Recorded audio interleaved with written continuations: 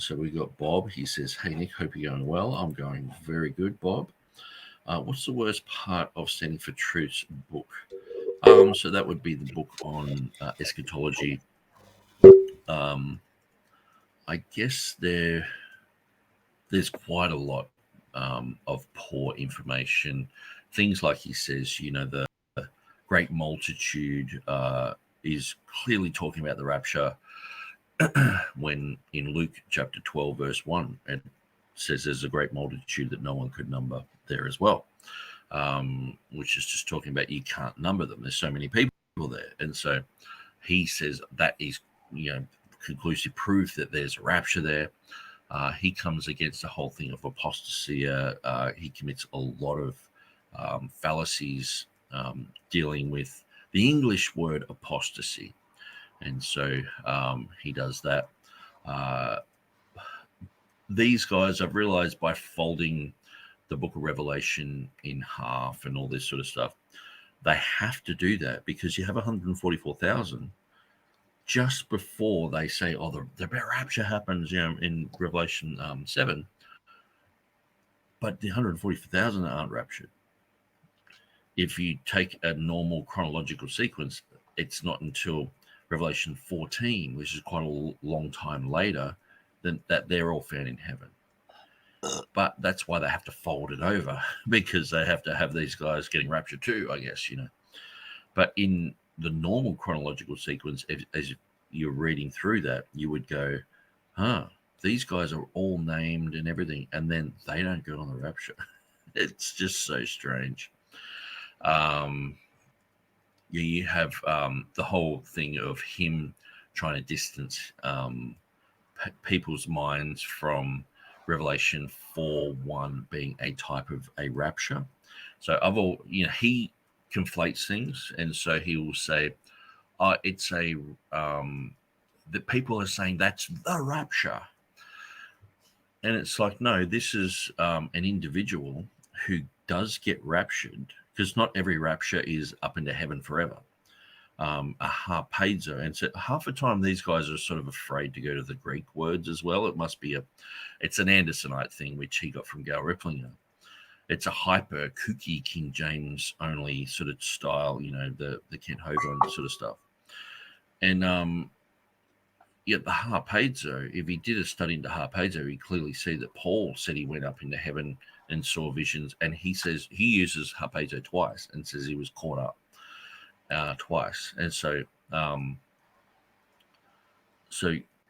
the whole concept, if you relate it to Paul, and also if you get the Greek words and relate them to the two witnesses being taken up in Revelation 11, it's exactly the same Greek words and exactly the same English words. It says come up hither.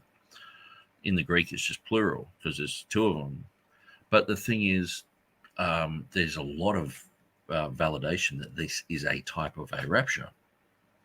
And so then he goes up into heaven and he's seen the 24 elders, who later on say that we are from every tribe and language and people and nation, and we've been redeemed by the blood of the Lamb. So they must be sinners who have already been resurrected and put up into heaven, and they're saying that they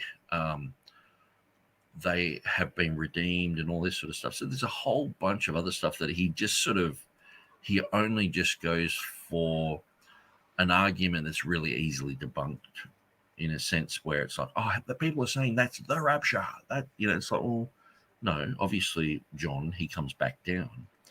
But, clearly you can see parallels there where, he's taken up and there's already people there in heaven worshiping. There's already been a resurrection.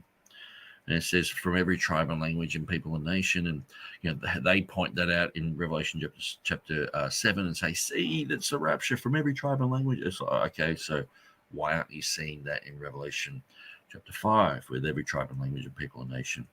And, they don't acknowledge the departure from the King James and the Textus Receptus and the copying of Alan Kirshner's material, which is based upon the critical text, which deletes a lot of this material. And so and also the poor mistake of saying the millennium is in Revelation chapter 11, and when it clearly says in Revelation 11:17, who was and is, or who is and was and is to come. And so that means the Lord hasn't come yet. He is to come. But in the critical text, that's taken out. So we're talking about that tonight. And it's like that causes that, verse to be totally mutilated. And Alan Kirshner would use that. So a lot of people would use that type of verse to talk about, that's the millennium, and see who was and is. See, he's not to come anymore because he's already come, But in the King James and Textus Receptus, it says he is to come. But see, this is the problem where, people like Donnie and others, praise I am, they're using Kirshner's material, but not understanding that he has a whole ton of baggage from these modern versions. And so they're inadvertently just parroting that sort of stuff.